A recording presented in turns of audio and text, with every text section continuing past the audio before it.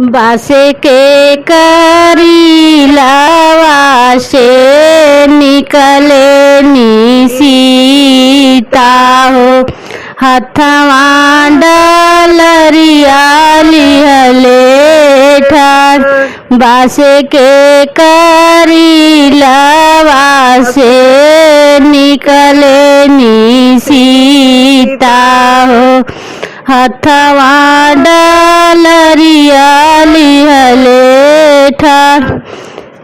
शीशम के पलंगिया पर बैठे ना दूल्हा दुलरू झपसी धरे ना दाहिनी बाँ छोड़ा छोड़ा प्रभु मोरी दाहिनी बाहिया हो अब ही पापा घर कुआं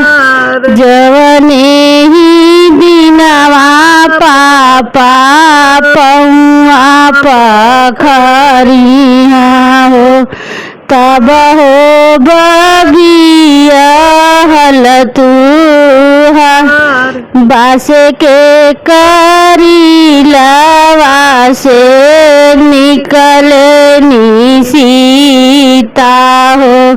हथवा डलरिया लिहले ठार शीशम के पलंगिया पर बैठे ना दूल्हा दुलरू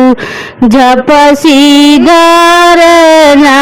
दाहिनी बाँ छोड़ा छोड़ा प्रभु मोरी दाहिनी बाहिया हो अब ही चाचा घरे कुआं जवने ही दिनवा चाचा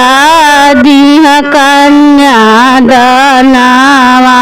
हो तब हो बबिया हल तू